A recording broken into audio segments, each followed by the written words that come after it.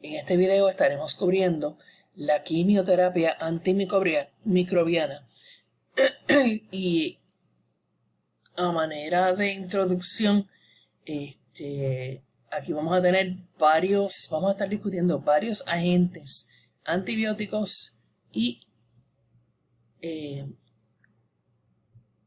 agentes antibióticos. La diferencia es que los antibióticos son productos naturales o derivados de productos naturales que matan microbios susceptibles o inhiben su crecimiento, mientras que los agentes antibióticos van a incluir ambos naturales y compuestos sintetizados, y que los agentes pues, van a incluir compuestos sintetizados. La quimioterapia evolucionó de los esfuerzos antisépticos. Entonces vamos a hablar un poco sobre la historia general de la quimioterapia antimicrobiana y proponer fuentes naturales de agentes antimicrobianos nuevos. Paul Ehrlich fue el primero que desarrolló el concepto de la toxicidad selectiva. Y eso quiere decir que hay agentes que van a ser tóxicos para algunos organismos y otros no. Él identificó unos colorantes que efectivamente trataban la enfermedad del sueño, que el vector es la mosca tsetse. Paul Ehrlich se dio cuenta que habían algunos de estos tintes que se unían específicamente a células microbianas y entonces razonó que podía utilizarse esos químicos para destruir patógenos. El concepto de la bala mágica, Magic Bullet, es el concepto que es de lo que siempre se busca en un agente de control, y es que afecte solamente al organismo que a usted le interesa matar, sin afectar al humano, en el caso del humano o al huésped. Sachihiro Hata trabajó con Ehrlich e identificó unos compuestos arsénicos que efectivamente trataban la sífilis. Entonces esos experimentos preliminares dieron empezó una ola de la búsqueda de otros químicos que fueran Magic Bullets también. Así que Gerard Domack descubrió un compuesto, otro colorante, rojo Prontosil, que se utilizaba para teñir cuero. Y se dio cuenta, usando experimentos, que esto protegía a ratones completamente contra estreptococos y estafilococos, sin afectar al ratón de forma tóxica. Luego Jacques y Thérèse Trefoil demostraron que el cuerpo metabolizaba ese tinte y se convertía en sulfanilamida.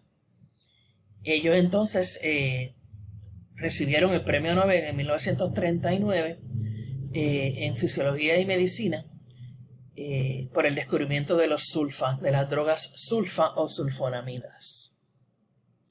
La penicilina primero se descubrió por Ernest Duquesne en 1893.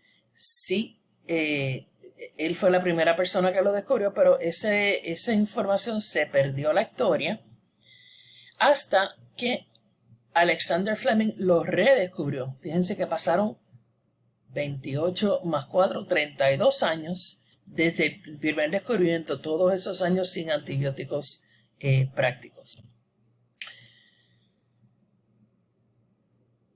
Ok, entonces, después que Alexander Fleming lo redescubrió, se contaminaron las placas que él tenía con Penicillium chrysogenum antes de que se inoculara con estafilococo.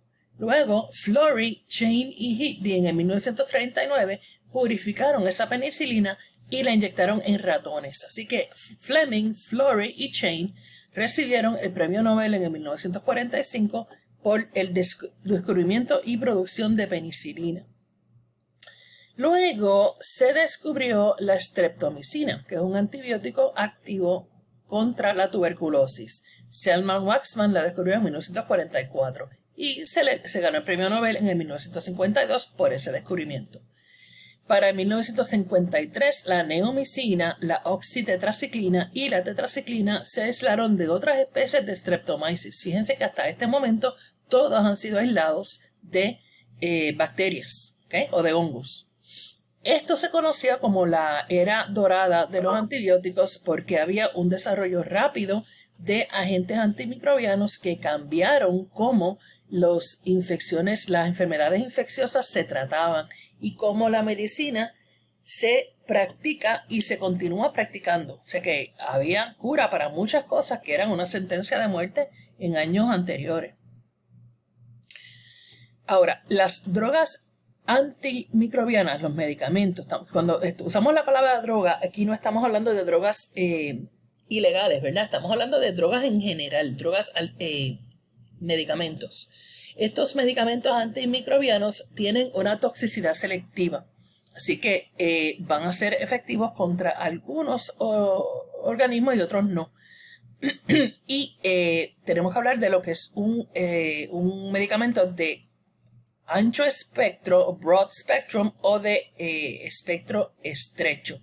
Y también tenemos que correlacionar esa acción con los efectos sidales, que recuerden que sidal era de muerte, y estáticos, que simplemente lo que hacen es que detienen el crecimiento, pero que el organismo está vivo ahí, y si se remueve la droga, el medicamento, lo que sea, pues entonces va a volver a crecer. La definición de toxicidad selectiva es la habilidad de una droga a matar o inhibir un patógeno mientras que va a dañar al huésped lo menos posible. Siempre hay efectos secundarios porque no hay un magic bullet que no tenga ningún efecto secundario. Eso es lo que seguimos buscando, ¿verdad? Medicamentos que vayan a causar que afecten solamente al organismo que nos está causando daño. Ese grado de toxicidad selectiva se va a expresar utilizando una serie de valores, ¿verdad? La dosis terapéutica, que sería el nivel de droga requerida para el tratamiento de una infección. El nivel de droga, esa es la dosis terapéutica, la dosis que se va a utilizar en el tratamiento. Y también hay que tomar en cuenta la dosis tóxica, que es el nivel de droga en el cual ese agente va a ser demasiado tóxico para el huésped. Así que tenemos que estar jugando entre dosis terapéutica y dosis tóxica. Y el mejor medicamento va a ser uno donde la dosis terapéutica es altamente efectiva y lejos de la dosis tóxica.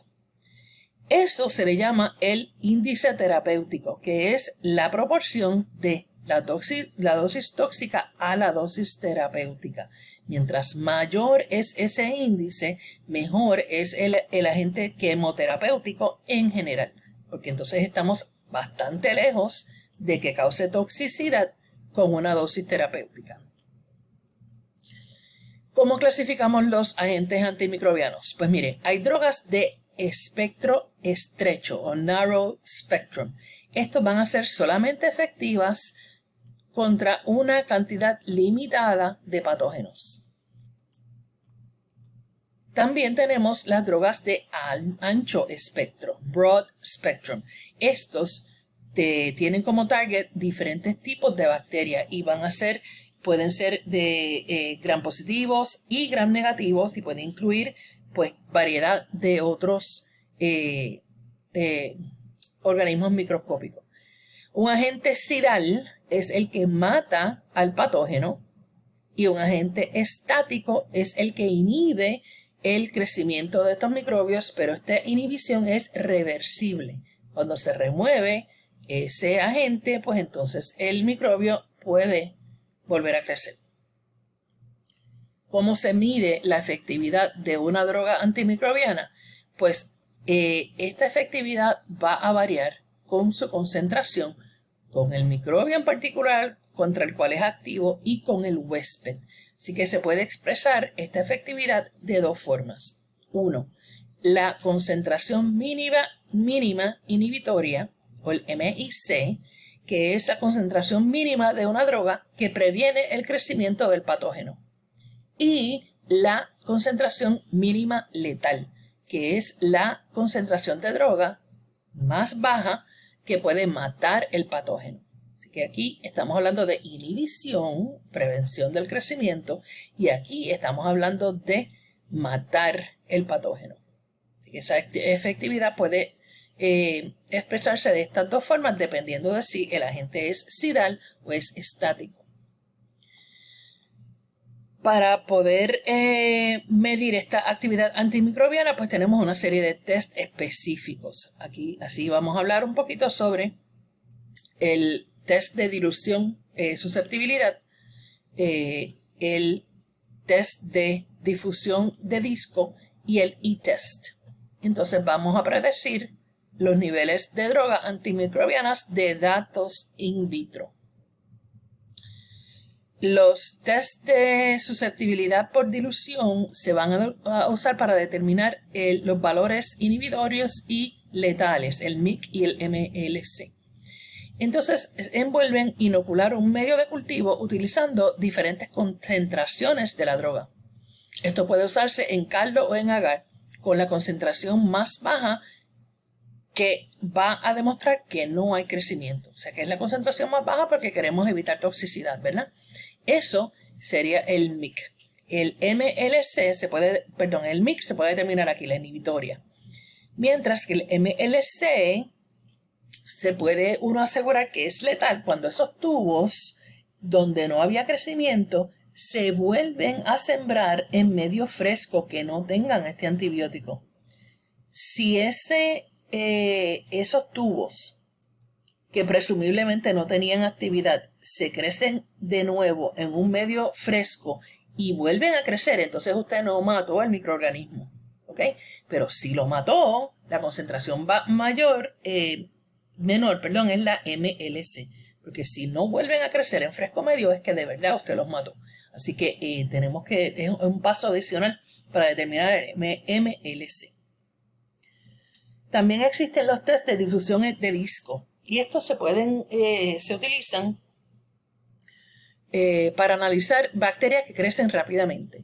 Usted tiene unos discos que están impregnados con diferentes antibióticos y se ponen en una placa de cultivo que ya ha sido inoculada con un microbio. Este antibiótico entonces se va a difundir desde el área del disco hacia el agar y establece un gradiente de concentración. O sea, mientras más cerca esté del disco, pues más va a ser su inhibición. Mientras más se aleja, pues menos va a ser hasta que llega a un área donde ya esa difusión, esa cantidad que se difunde no es suficiente y entonces usted ve que el crecimiento continúa. En este ejemplo, fíjese que en la B no tiene ninguna efectividad, mientras que el más efectivo aquí sería el C, ¿verdad? Así que las zonas clear que están alrededor del disco son las zonas de no crecimiento. Unas zonas anchas indican que el microbio es más susceptible a ese antibiótico. Y el más susceptible sería el antibiótico C y el menos el E. También existe el método Kirby-Bauer, que es un método estandarizado para ese test de difusión. Entonces, lo que hace es que relaciona el diámetro de la zona con la resistencia microbiana. Se hacen unas tablas, se hacen unas gráficas y esas se usan para determinar si la concentración efectiva de la droga se puede lograr en el cuerpo. Porque tenemos que ver si esa concentración que se utilizó es viable para utilizarse en el huésped o si va a ser tóxica a esos niveles. También existe el e-test que se usa para testing de sensibilidad. La bacteria se inocula en agar, entonces se pone un strip. El strip tiene un gradiente del antibiótico. Entonces la intersección de esa zona elíptica con la zona de inhibición le va a indicar el MIC.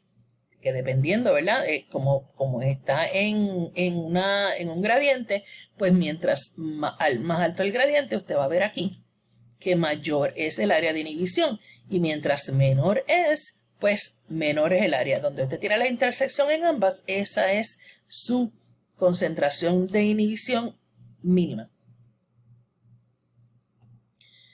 Ahora, la sección próxima vamos a estar hablando de algunas drogas antibacteriales en específico y su mecanismo de acción. Vamos a correlacionar ese crecimiento microbiano con la toxicidad selectiva y explicar la efectividad relativa de esos agentes basados en el target de la droga. Aquí tenemos que discutir cuáles son los modos de acción. Algunos antibióticos van a estar trabajando inhibiendo algunas drogas, vamos a ponerlo más general, van a inhibir la síntesis de la pared celular. Estos van a ser mayormente selectivos contra las bacterias porque van a hacer tener su target de estructuras que no se encuentran en los eucariotas. Así que estos pues no tienden a no ser tóxicos para los eucariotas porque los eucariotas no tenemos pared celular. Hay otras drogas que van a inhibir la síntesis de proteínas, otras que van a inhibir que son antagonistas metabólicos y otras que inhiben la síntesis de ácidos nucleicos. Estos son un poquito más complicados porque tenemos que asegurarnos que si estamos inhibiendo la síntesis de proteína, por ejemplo, el target van a ser los ribosomas de los organismos que queremos eliminar. ¿Okay? Así que vamos a ver cada uno de estos individualmente. Las penicilinas se consideran inhibidores de la pared celular. Casi la mayoría son derivados de 6-aminopenicilanic acid, ácido 6-aminopenicilanic, y difieren de uno del otro con respecto al grupo, el side chain, el grupo adicional.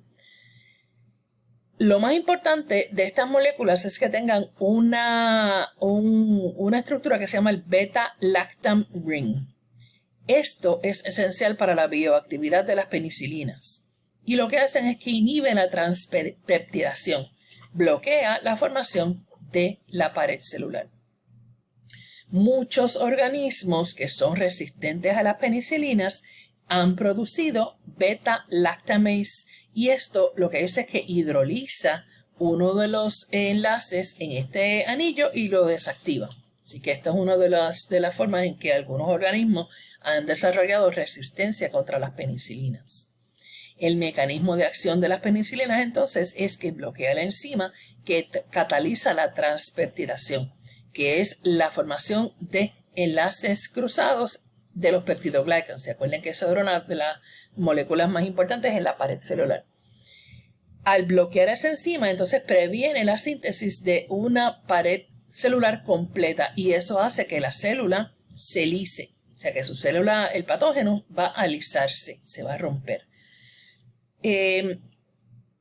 Activa enzimas autolíticas que normalmente van a romper en los peptidoglycans en los lugares de la síntesis de la pared nueva. Claro está, va a ser solamente efectiva contra bacterias que estén activamente sintetizando peptidoglycanos nuevos. Si la bacteria ya ha sintetizado ese peptidoglicano, pues entonces no es susceptible. Si está creciendo, si el crecimiento de la bacteria está sucediendo, pues entonces sí es susceptible.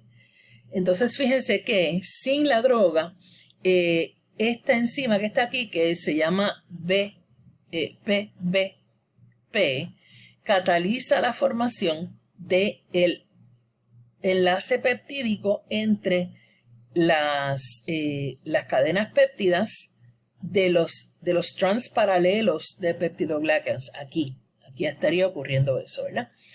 En el caso de los beta-lactam, los antibióticos beta-lactam, entonces tenemos que previene que ese enlace se forme, ¿okay? Porque enlaza la enzima y por lo tanto esa pared no se puede formar y por lo tanto la célula eventualmente se va a lisar.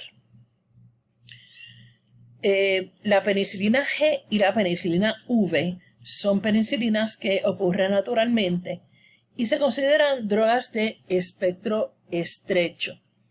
son efectivas contra muchos patógenos gram positivos, pero no gram negativos. Casi inmediatamente luego que se descubrieron estos, se descubrió que había ya resistencia bacterial, así que empezaron a crearse una serie de antibióticos de ancho espectro sintéticos, empezaron a diseñarse, básicamente porque ya estos dos que eran naturales se habían identificado resistencia, así que empezaron a sintetizarse basados en esas moléculas. Y entonces aparecieron las penicilinas semisintéticas, que tienen una actividad de más ancho espectro. Por ejemplo, las que son anti-estafilococo tienen unos side chains que son más bulky, viniendo de el beta-lactam aquí. Así que al tener esos side chains que son más bulky, es menos propenso a que se pueda degradar ese beta-lactam. O sea que la lactamasa no tiene una actividad tan intensa ahí. También existen las aminopenicilinas que tienen una cobertura más ancha aún y que son hidrofílicas, por lo tanto pueden pasar a través de las porinas en bacterias gram negativas y tienen actividad contra ellas. Las cefalosporinas son semejantes a las penicilinas en estructura y en funcionalidad. Inhiben la transpeptidación, que fue lo que discutimos hace un momentito, durante la síntesis de peptidoglucano. En las que son de generaciones más viejas, ¿verdad? Tienen tienen más actividad contra los gram positivos, pero mientras se fueron desarrollando la segunda y tercera generación, tienen más efectividad contra los gram negativos. Así que tenemos la cefalotina como una de first generation, cefoxitina como de second generation y esto no lo veo bien, vamos a ver qué dice aquí, ceftriaxone, que sería una de la tercera generación. Así que mientras más generaciones hayan pasado, pues más actividad vamos a más ancho el espectro contra las bacterias. Entonces nos movemos a unos antibióticos, a unos drogas, carbapenems y monobactam. Estas fueron desarrolladas en los 1980, cerca del 1985 en adelante, porque se estaba desarrollando, siempre el problema va a ser resistencia, ¿okay? Se crea resistencia, así que los carbapenems son efectivos contra un espectro ancho de bacterias y están incluidos estos medicamentos que, como usted puede ver, el sufijo siempre va a ser penem, ¿okay? Imipenem, ertapenem, meropenem y doripenem. Los monobactam son solamente efectivos contra los gram negativos. Entonces aquí tenemos el Astreonam. Estas drogas son usadas para tratar infecciones complejas que envuelven bacterias bastante resistentes. Así que estamos hablando de las carbapenems y de los monobactams. El vancomycin tiene una estructura bastante compleja y en forma de embudo. Es un antibiótico glicopeptídico que es producido por Streptomyces orientalis, o sea que esto es un antibiótico natural. Inhibe la síntesis de la pared celular porque se une a un sustrato, que es la secuencia esta de D-alanil, D-alanina, la secuencia terminal, en vez de la enzima. ¿Okay? No va a unirse a la enzima, sino que se une al sustrato como tal. Es importante esta droga para el tratamiento de infecciones de estafilococo y enterococo resistentes y se está utilizando como un drug of last resort. Existen ya bacterias que son resistentes al vancomycin y eso es muy preocupante. Tenemos entonces los inhibidores de síntesis de proteínas. Muchos antibióticos van a unirse específicamente al ribosoma bacterial. Si usted se acuerda, el ribosoma bacterial y el ribosoma eucariótico son diferentes. Así que estos inhibidores de síntesis de proteína, su target son diferentes pasos en la síntesis de proteína, incluyendo unos que se unen al tRNA binding del aminoácido, unos que interfieren con la formación de lazos peptídicos, algunos que interfieren con la lectura del RNA mensajero y otros que interfieren con la translocación. Así que diferentes pasos de la síntesis de proteína. Los aminoglicosidas tienen una gran variación en su estructura. Son bactericidas. Recuerde que aquí esto quiere decir que no los mata. Y normalmente se usan para bacterias gram negativas. Lo que hacen es que interrumpen el alargamiento de la cadena peptídica durante la fase de traducción. Y lo hacen uniéndose a la subunidad 30S. Eso va a interferir con la lectura del RNA mensajero o, porque puede ser una o ambas, causar que la terminación de la síntesis de proteínas sea temprana. Así que aquí tenemos, por ejemplo, el streptomycin. Las tetraciclinas, que se llaman así porque tienen 4 estructuras en forma de ciclo, ¿verdad? El anillo completo. Todas van a tener una estructura de 4 anillos donde va a variar los side chains, las cadenas variables que están a los lados. También se consideran bacteriostáticas y de espectro ancho. Estas también su target son la unidad 30S del ribosoma y en particular van a inhibir la síntesis de proteína. Aquí es importante señalar que estos antibióticos que son bactericidas, no los bactericidas, los bacteriostáticos. Recuerden que esto lo que hace es que no permite el crecimiento de más bacterias. Entonces, ¿cómo es que la persona se cura? Pues está reduciendo la cantidad de bacterias lo suficiente para que el sistema inmune de la persona entonces pueda hacer el trabajo y no estar overwhelmed con la cantidad grande de bacterias. Así que esa es la diferencia, que los bactericidas sí los va a matar, mientras que los bacteriostáticos simplemente reducen la cantidad, no permiten que se sigan multiplicando y entonces el sistema inmune pues hace el resto del trabajo. Entonces, todavía estamos discutiendo los inhibidores de síntesis de proteína. Acabamos de pasar por las tetraciclinas, así que vamos para los macrolides. Estos contienen de 12 a 22 anillos de lactona que están unidos a uno o más azúcares. Así que este sería el anillo de lactona, estos serían los azúcares, ¿verdad? Estos son bacteriostáticos también y de ancho espectro, de amplio espectro.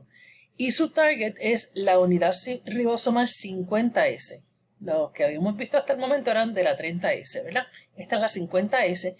Inhiben que la proteína pueda seguirse alargando, o sea, el paso de elongation. Y estas se utilizan en pacientes que son alérgicos a la penicilina. Un ejemplo de macrolide es el acitromicin y el eritromicin. Eritromycin y acitromycin. El acitromycin se está utilizando más porque tiene menos efectos secundarios, pero no tiene un efecto contra la clamidia trachomatis, que es transmitida sexualmente. Moviéndonos entonces hacia los lincosaminas, están producidas por las bacterias Streptomyces. Es un antibiótico de amplio espectro y funciona contra microbios anaeróbicos. Este es importante porque para infecciones dentales o infecciones de estafilococo y estreptococo se utiliza un lincosamín que es el clindamycin. No se debe usar muchísimo porque al eliminar la competencia, entonces el Clostridium difficile, que es una bacteria súper difícil de erradicar, puede causar una infección que causa diarrea que es life threatening. O sea que se debe utilizar con cuidado y solamente en los momentos en que es indicado.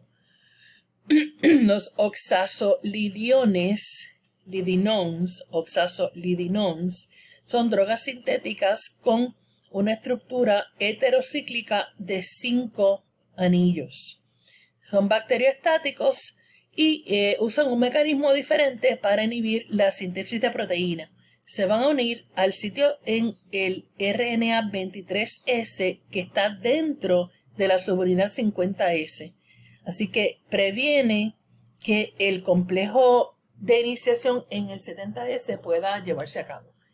Este es un antibiótico, el linezolide, que pertenece a este grupo, es activo contra el Methicillin Resistant Staphylococcus aureus, el MRSA, que es una bacteria bien difícil de erradicar.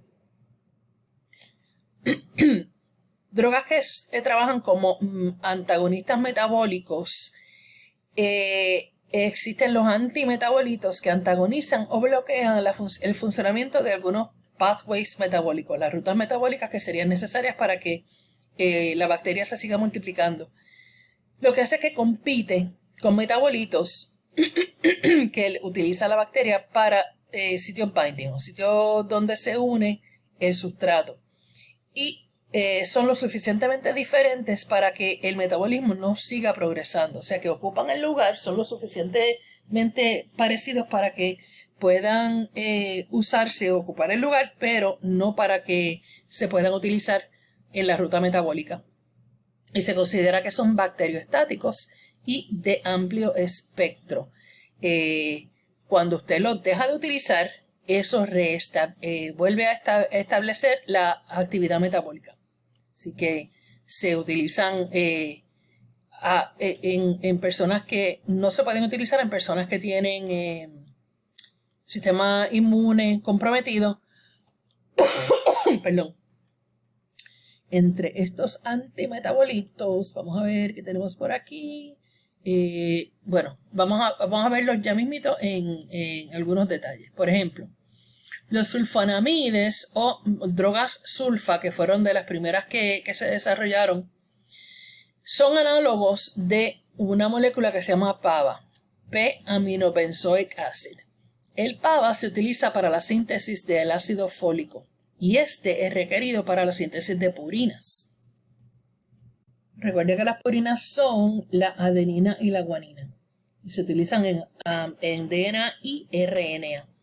Así que al prevenir la síntesis de purinas, pues también van a prevenir la síntesis de DNA, RNA, proteínas y otros constituyentes importantes celulares, simplemente porque este PABA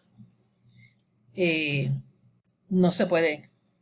O sea, esta droga sulfa ocupa el lugar del PABA, pero no procede la síntesis del ácido fólico. Esta droga tiene un índice terapéutico alto porque no tiene efecto. El proceso como tal, el target, no se lleva a cabo en los humanos. Así que recuerde que el índice terapéutico alto es lo que queremos, donde una droga pues tiene alta efectividad, pero no tiene toxicidad o no mucha toxicidad para el host. Trimetoprim es un antibiótico sintético que interfiere con la producción de ácido fólico también.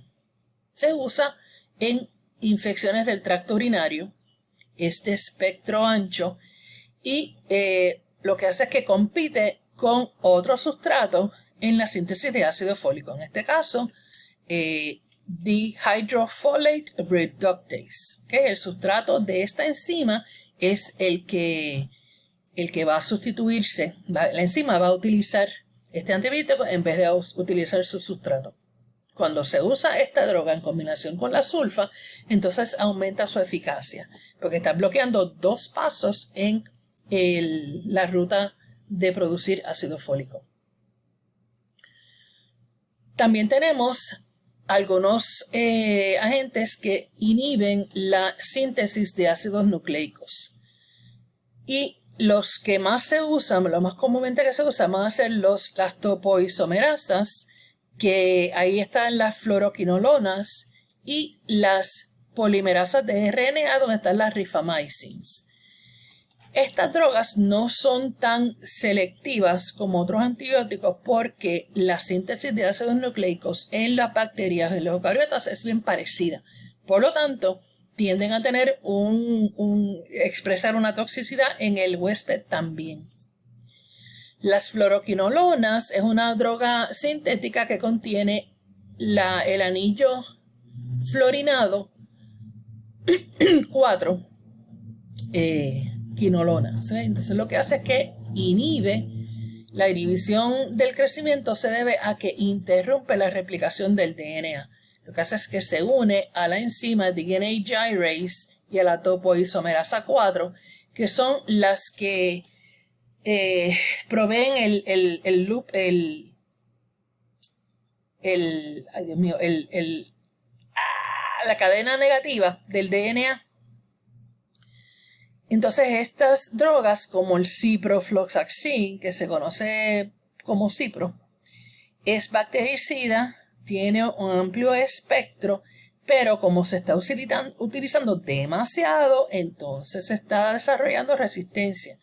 Una de las esto, ¿verdad? Paréntesis, una de las reglas cardinales en el tratamiento con antibióticos es que se debe empezar con el antibiótico más sencillo que pueda ser utilizado. Y eso va a ser amoxicilina o ampicilina. Pero el problema es que muchas personas pues ya tienen resistencia a eso. Así que hay que tomar un buen historial, preguntarle a la persona si ha utilizado estos antibióticos anteriormente, si se le ha resuelto la infección. Pero muchas veces se brinca directamente a esta droga como Cipro sin intentar otras primero. Y esto causa pues que la persona deje de tomar el antibiótico después de los 2 o 3 días. Y entonces se generan pues cepas resistentes al antibiótico. Aquí empezamos con el problema de la resistencia que se ha desarrollado. Las rifamycins, una de las cuales se llama rifampin, es un derivativo semisintético que se usa bastante comúnmente. Lo que hace es que inhibe la transcripción en las bacterias al unirse a la unidad beta o B, no beta B, de la polimerasa de RNA. Se utiliza mayormente para tratar tuberculosis. Entonces nos quedan las drogas antivirales.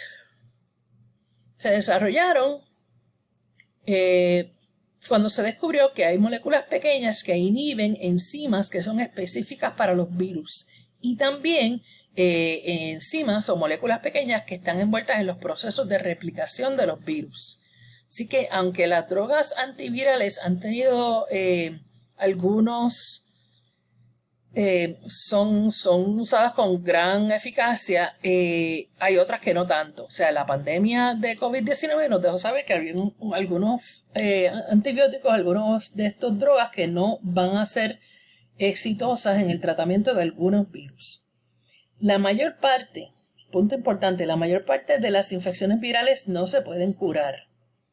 Lo que hacen las drogas antivirales es que limitan la duración de la enfermedad, como por ejemplo en la influenza, o la severidad de la enfermedad, como por ejemplo las drogas que se utilizan contra herpes o HIV.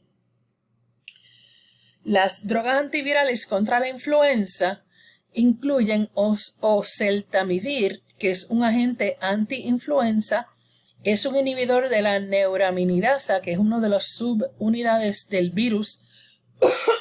Perdóneme. No es una cura para la influenza, pero puede hacer que la enfermedad se acorte su duración.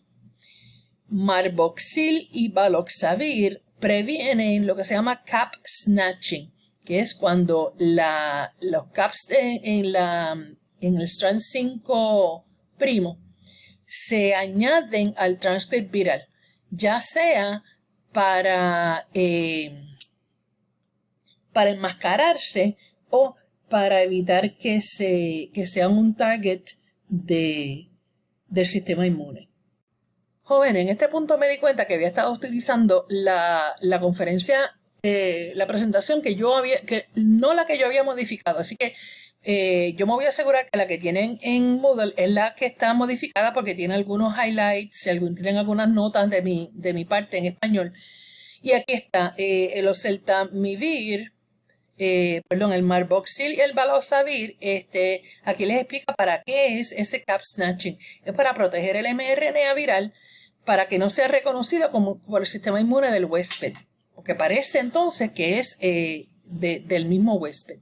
Así que para eso es que algunos sistemas virales hacen esto, hacen un cap snatching, y el Marboxil y el Baloxavir lo que hacen es que previenen eso.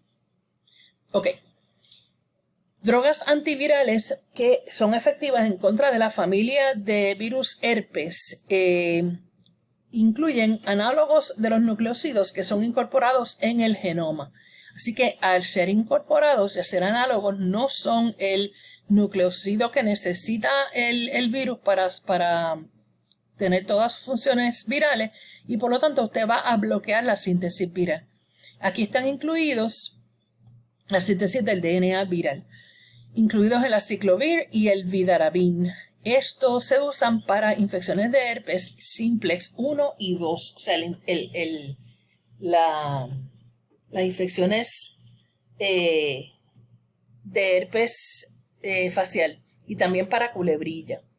El ganciclovir se usa para las infecciones sistémicas del citomegalovirus. El foscarnet se usa en casos donde hay resistencia al aciclovir o al ganciclovir. Hay drogas que se utilizan en contra del HIV y hay 5 categorías de estas drogas. Ya las habíamos mencionado en una conferencia anterior. Número 1, son aquellas que inhiben el reverse transcriptase, porque el virus de HIV es un virus de RNA que usa reverse transcriptase. Así que si usted inhibe la enzima, pues entonces termina la cadena. Hay otros inhibidores de reverse transcriptase que son los que actúan donde no los nucleócidos. Y esto lo que hacen es que se unen e inhiben la enzima reverse transcriptase. El número 1 lo que hace es que causa que se termine tempranamente la cadena, mientras que estos inhiben la enzima. Aquí tiene el AZT, por ejemplo. También número 3 tiene inhibidores de proteasas que bloquean la actividad de la proteasa de HIV. Esta proteasa es necesaria para la producción de proteínas virales. Y aquí tiene el rinotavir. También número 4 hay inhibidores de la integrasa que previenen la incorporación del genoma de HIV a los cromosomas del huésped. Número 5, tienen inhibidores de fusión que previenen que el HIV entre a las células. O sea que una vez se rompe la célula que está infectada y tiene que infectar otra célula nueva, pues entonces inhibe o previene que entre a las células. Importante que estos tratamientos tienen que continuarse por el resto de la vida de la persona, porque no van a matar al virus. El tratamiento más efectivo es el de combinación de drogas. No va a curar la infección, es un tratamiento de por vida. El PrEP o Pre-HIV Exposure Prophylaxis es para uso en individuos HIV negativos en riesgo a contraer HIV. Esto es muy importante y ha causado que algunas personas que pueden estar expuestas a HIV no tomen todas las precauciones necesarias, porque al usar el PrEP pues piensan que no tienen que estar usando el condón o que tienen que estarse cuidando menos, y debería ser en conjunto con preventivos físicos, o sea, métodos de barrera. Aquí tienen el diagrama donde le dan el ejemplo de cómo es que los agentes antivirales contra HIV pues bloquean los diferentes pasos de la replicación. ¿Okay? Así que aquí cuando la fusión del HIV se quiere unir a la membrana de la célula nueva, pues entonces aquí tienen los inhibidores de fusión. Una vez dentro del host, el virus se remueve su coat y empieza a hacer copias de DNA a partir de su RNA, usando una enzima que se llama reverse transcriptase. Los inhibidores de RT bloquean este paso. Luego, según... vamos a ver si puedo mover esto sin dañarme mucho la presentación. Ok. Cuando el DNA viral se añade al host, al DNA del host por la acción de la integrasa, pues entonces hay inhibidores de integrasa que bloquean este paso. Y hay inhibidores de proteasa que bloquean ese paso al final, que es donde el DNA viral se transcribe y se traduce a poliproteínas que entonces se van a cortar para liberar proteínas virales que se empacan en el virus nuevo. Así que los inhibidores de proteasa van a bloquear este paso. Estas drogas se deben usar en conjunto, como mencioné anteriormente, y tienen que usarse por el resto de la vida del paciente que tiene HIV. El Remdesivir es el primer antiviral aprobado como tratamiento contra COVID-19. Fue desarrollado para usarse contra viruses RNA con el potencial de causar epidemias como Ebola y el coronavirus, que causa Middle Eastern Respiratory Syndrome. Es otro tipo de coronavirus que causa esta otra enfermedad que se llama MERS. No se confunda con MRSA, ¿ok? Es MERS, un coronavirus que causa otro tipo de infección respiratoria. Así que el Remdesivir acorta la duración de la infección y mejora los síntomas. En algunos casos, la persona tiende a tener una infección posterior. O sea que hay evidencia de que personas que han usado el Remdesivir cuando tienen la infección primaria tienden a recaer con COVID de nuevo un tiempo después. El CDC, hay una cura contra la hepatitis B. ¿Okay? El CDC estima que hay 2.4 millones de personas que tienen una infección de hepatitis C, que es la causa primaria para trasplantes de hígado. Así que se van a utilizar agentes antivirales que actúan directamente, como el sofosbuvir, que es un análogo de nucleótido que bloquea la polimerasa del hepatitis virus C. Hepatitis C virus. La ledispavir y velpatasvir, su target es la enzima viral que se necesita para la replicación. Estas drogas se van a usar en combinación. Entonces tenemos las drogas anti-hongo, que tienen agentes que son menos efectivos porque las células de hongo son eucarióticas y las células del humano son bastante semejantes, así que su índice terapéutico es bajo y son tóxicas al huésped humano. Así que lo que se utiliza más bien son agentes fungistáticos que funcionan cuando se mantienen niveles altos de la droga.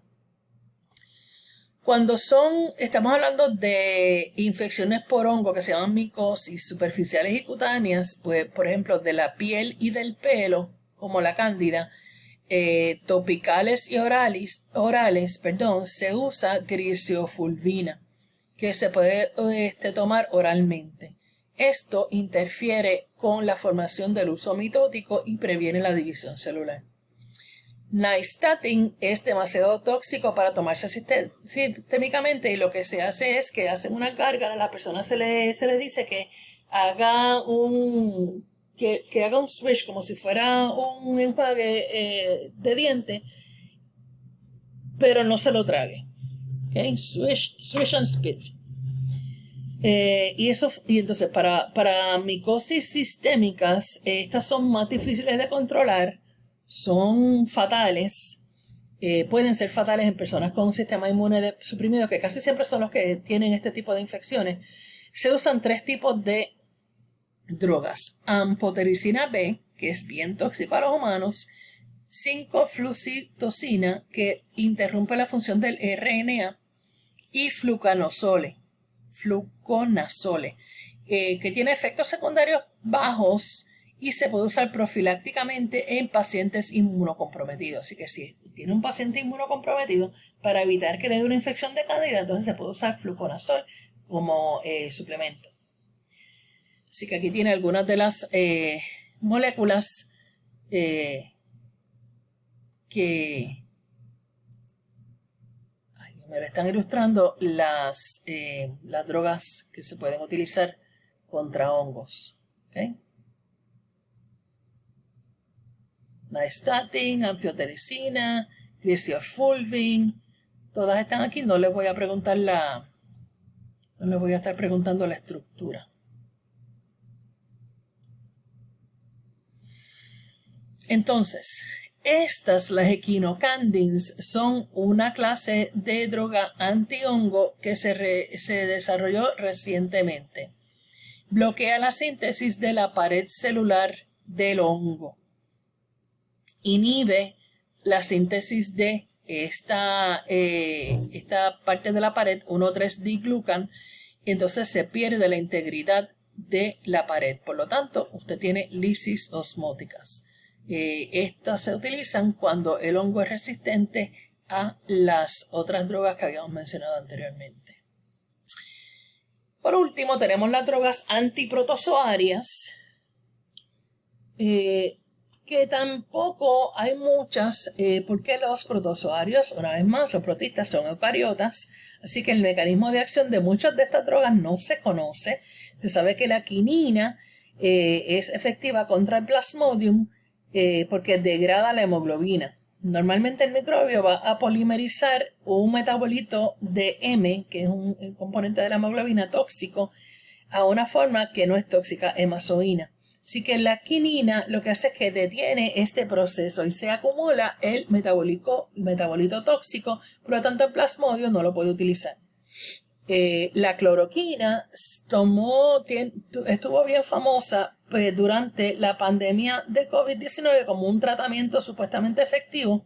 Hay una lectura completa sobre esto en su libro, le recomiendo que la haga, porque es bien interesante el ver cómo es que cuando se publican resultados demasiado pronto, sin tener evidencia que ha pasado por el sedazo del proceso científico, causan muchas veces pánico, muchas veces tratamientos inefectivos, personas que no son científicos y que no saben cómo es que se lleva a cabo los clinical trials, etcétera, empiezan a utilizar medicamentos y a recomendar medicamentos irresponsablemente, como el expresidente, que no quiero ni mencionar su nombre. Así que es una lectura bien interesante de las consecuencias de no utilizar y de acelerar demasiado el proceso de publicar.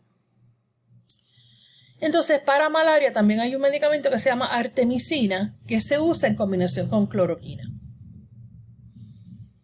Sí, hay un problema con la resistencia a los medicamentos, se considera una amenaza a la salud pública, y hay dos tipos de resistencia. La intrínseca, que es cuando, por ejemplo, un organismo es resistente a un tipo de antibiótico simplemente porque, por ejemplo, en el micoplasma no tiene una pared celular, ¿ok? Pero puede ser adquirida, donde hay un cambio en el genoma de la bacteria que lo convierte y lo hace resistente. En este caso, las bacterias que desarrollan esta resistencia o que ya la tienen, se llaman persistentes. Y estos no tienen un mecanismo para la resistencia de la droga, simplemente ignoran la presencia de los antibióticos. Puede ser porque están dentro de un biofilm que los antibióticos no pueden penetrar, o que están creciendo demasiado rápido para ser inhibidos. Así que uno pues puede modificar un organismo, puede convertirse en un resistente porque puede modificar el target del antibiótico, ¿ok? puede inactivar la droga en el caso de transferencia genética horizontal de una a otra. Puede minimizar la concentración de antibióticos en la célula porque puede alterar la estructura de la membrana y puede crear también efflux pumps, donde bombea el antibiótico y entonces también puede hacer un bypass de la reacción bioquímica que la gente inhibe. O sea que puede, en vez de utilizar esa ruta metabólica que la gente está inhibiendo, puede hacer un bypass o aumentar la producción del metabolito target. Así que hay varios mecanismos para resistencia de drogas y están listados en la tabla 9.3 en la página 96 de su libro. ¿Cómo se detecta la resistencia a las drogas? Pues hay sistemas comerciales que pueden detectar la expresión genética de algunos factores de resistencia. Hay algunos tests que miden un cambio en color que se induce cuando un cromóforo se actúa, ya sea por una beta-lactamasa que lo activa o una enzima que modifica el antibiótico, entonces produce un cambio de color.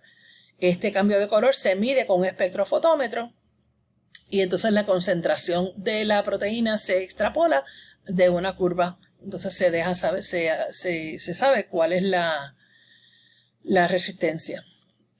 Hay otros sistemas de detección disponibles comercialmente que identifican los genes que encode la resistencia, factores de resistencia utilizando PCR. ¿Cómo usted puede ir en contra de esa resistencia? Pues mire, usted puede dar la droga a una concentración lo suficientemente alta para destruir todos los microbios que son susceptibles y la mayoría de los mutantes espontáneos. También puede educar a los pacientes para que terminen la terapia.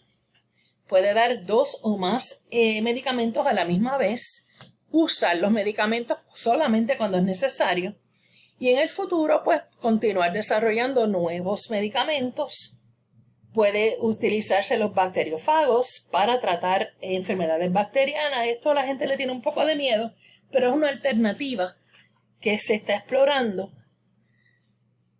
Así que el uso de drogas para controlar el crecimiento microbiano es importante, ha sido importante para que las sociedades mantengan su salud.